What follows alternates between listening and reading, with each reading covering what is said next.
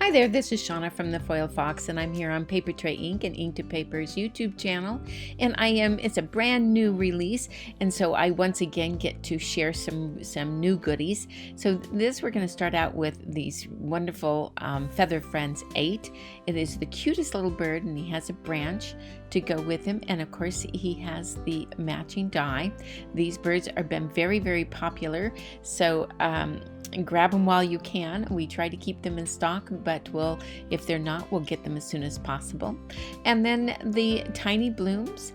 These are tiny blooms. There are lots and lots of little blooms and foliage, and then there's these great sentiments that go with them too, that cut out with the dies, which is really great. And you'll see that we'll use one for this project. Here is the die set. And then there is a new cover plate that is really exciting. This one is vines, and it cuts out this intricate vine pattern that is very, very pretty, and you can use it in so many different ways. Here is the visual of it. And then I'm going to be using the hanging frames. It's actually the oval of the hanging frames. I needed an oval, and this was just the right size. And so I'm using that, but you can use any oval you have. And this is skinny V's. Now, any of the skinny frames will work very nicely for this, but I use the skinny V's for this project and just the large one. So to get started, I'm going to use a stack of white. I'm not using any other colors other than stack of white. I have some A2 card bases. I have a small piece for my bird.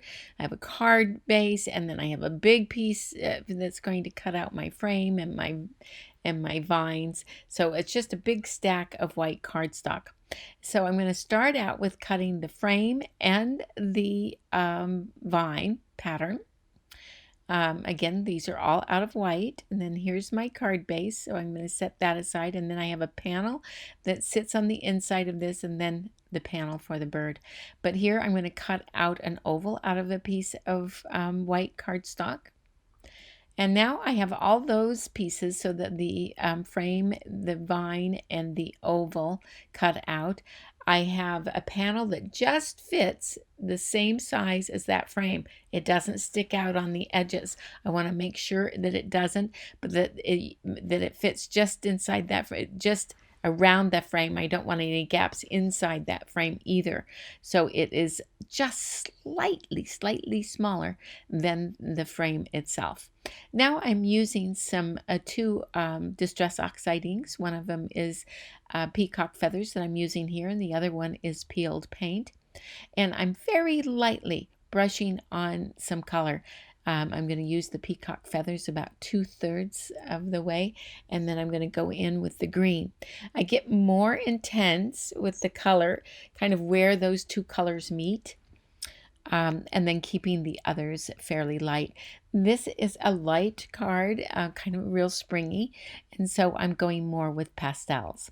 So with that done, I'm going to take the vine pattern and see how intricate and beautiful that is. Now it is a little longer than my panel, so I'm going to kind of squeeze it in to fit. I'm going to use some liquid glue, and I'm just going to dot it around to make sure that I got all the places stuck down pretty well, but I don't have to smear it all the way, everything. And I didn't use like a double stick tape or a double stick where you can stick it to the paper and then peel it off and adhere it. And the reason why is because I want that liquid glue to be very, very easy to move around, because I want to position these vines. So once I kind of stick that down, there's a couple of places that I didn't quite get stuck down, so I'm going to use a spot of glue there with a toothpick and then just stick them down. That's an easy way to just have put glue on the back side. And I'm going to trim off with some scissors that excess. Like I told you, it is slightly longer than an A2 size. So with that done, I'm going to take a paper towel and just kind of blot it down and make sure it fits. And you can see it just fits right inside that frame. Well, right at the size of the frame, I should say. Now we're going to work on our bird. So I have a small piece here. I'm going to use a different stamp positioner because my other one is occupied, and you'll see that later why. And I'm putting a little bit of repositionable tape. Plus I'm going to use the magnets. I don't want it to move around on me. And I'm going to start out with the body of this bird, and you'll see why. But I have to kind of get the orientation of how this bird fits so that looks better because the head's got to go on there. I just want to make sure it fits on my paper properly. So for my bird and the body of it, again, I'm kind of going with pastels. So the body of it, his little breast, I am going to use pale peony, hibiscus burst, and raspberry fizz. So the body of it of pale peony, and then the hibiscus burst kind of around the edges, and then the raspberry fizz definitely again around the edges. I do kind of make sure that I kind of sponge it with my finger to make sure I don't have any harsh marks, and I do spritz it so that the ink moves a little bit. With the breast of it done, I'm going to use this head piece. Now, the reason why I didn't do the head first is because I want to make sure the head goes over the breast. It looks better that way, I found. And connected to this head is also some tail feathers. So I am using the Autumn Aqua Mist and Hawaiian Shores, and I'm going to use just a tiny bit of Weather Vane for shading. And I am spritzing it. I am, smishing it with my fingers so there's not any hard lines. And I'm going to go around the edges there. And remember that Weather Vane is going to give a little bit of shading on the top of the head and down the back of the head. And then there's this little tail feather, like I said. This is primarily colored with Weather Vane, but with a little bit of the Hawaiian Shores, just so that it all ties together. Now I'm going to take the wing, the back wing, and I'm going to, this one is going to be colored primarily with the Weather Vane, but just a little bit of the Hawaiian Shores as well, because I want it to kind of blend in, but I do want it to be darker. So I'm using primarily Weather Vane here. And then next, there's this little piece that goes around that eye. The eye, now there's this blank spot where the eye goes, and this piece goes around it and gives a little detail to the head. I used Weather Vane for that. Now I'm going to use the detail stamp for the back wing, which I'm going to use Weather Vane for that as well. It just gives more detail to this charming bird. And then there are some details to the breast. I'm going to use Summer Sunrise for this.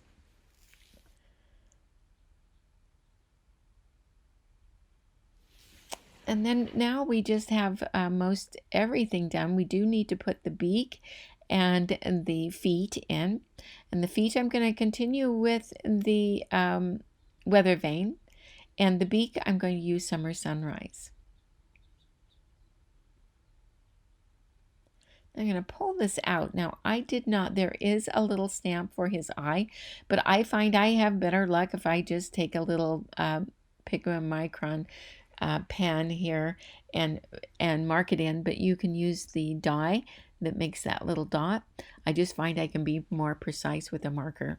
Now I'm going to cut them out. The die does cut out this really cute branch. I'm using cocoa bean here, and as you can see, all the inks are paper tray ink cubes. And you can go over to the blog and see a complete supply list, or you can go to Foil Fox and we have all the supplies, no matter if it's paper tray or not. And then I'm just using a Copic marker, that's has kind of a lighter color to it, just to give a little more detail. You can skip that step if you'd like. Now I'm going to make some blossoms for this, and I'm going to use tiny blooms for this. I'm not going to choose very many of these blooms, but I am going to choose some foliage, and I'm going to choose one of the sentiments. See how this die is all in one big block? I'm going to keep it that way, cut it out, And you don't, I'm punching these out because I want to only stamp a few of these. You can see I took that negative, I had cut it out before, and I have mounted it into my stamp positioner. And I've actually mounted all of the stamps matching up to these holes on the door of my stamp positioner.